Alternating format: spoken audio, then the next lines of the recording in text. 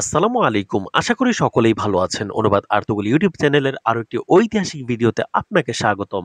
আজকের ভিডিওতে আমরা ওসমানীয় খেলাফতের প্রতিষ্ঠাতা ওসমান গাজীর দুটি শক্তিশালী যুদ্ধ ও বিজয়ের ইতিহাস সংক্ষিপ্তভাবে তুলে ধরব। বিশাল এই সাম্রাজ্যের প্রতিষ্ঠাতা ওসমান গাজী জীবনে অনেকগুলো যুদ্ধ করেছেন এবং অনেক দুর্গ বিজয় করেছেন। বৃহত্তম এই সাম্রাজ্য গঠনে অনেক যুদ্ধে তাকে মৃত্যুর মুখোমুখি হতে হয়েছে। তার মধ্যে অন্যতম দুটি যুদ্ধ হল ডোমানিকের যুদ্ধ এবং কারাজাহিসার যুদ্ধ।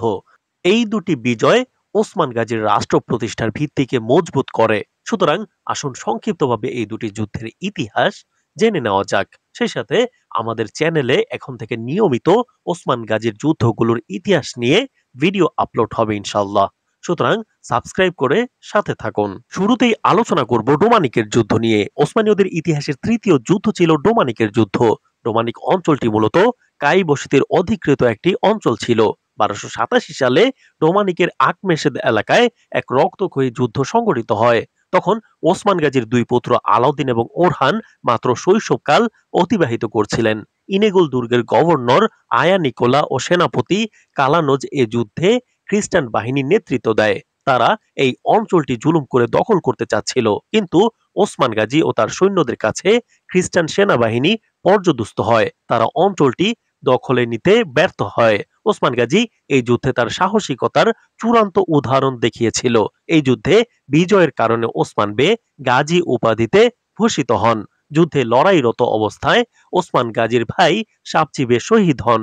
সাবচি বে ছিল আর্তুগুল গাজীর মেঝো ছেলে এবং ওসমান গাজীর বড় ভাই। এবার আলোচনা করব কারাজাহিসার দুর্গ বিজয় নিয়ে। কারাজাহিসার দুর্গটি তুরস্কের এস্কিশেহির অঞ্চলে বাইজেন্টাইনদের নির্মিত একটি দুর্গ। 1231 সালে সুলতান প্রথম আলাউদ্দিন কাইকোবাদ এই দুর্গ অবরোধ করেছিলেন। তবে তিনি শুনতে পান যে মঙ্গোলরা আনাতোলিয়ায় প্রবেশ করেছে। তাই তিনি ওসমান গাজীর পিতা আর্তুগুল গাজীকে এই দুর্গ বিজয়ের দায়িত্ব অর্পণ করেন। আর্তুগুল গাজী বীরত্বের সাথে এই দুর্গ বিজয় করেছিলেন, কিন্তু এরপর আর এই দুর্গের ব্যাপারে ইতিহাসে কিছু জানা যায়নি।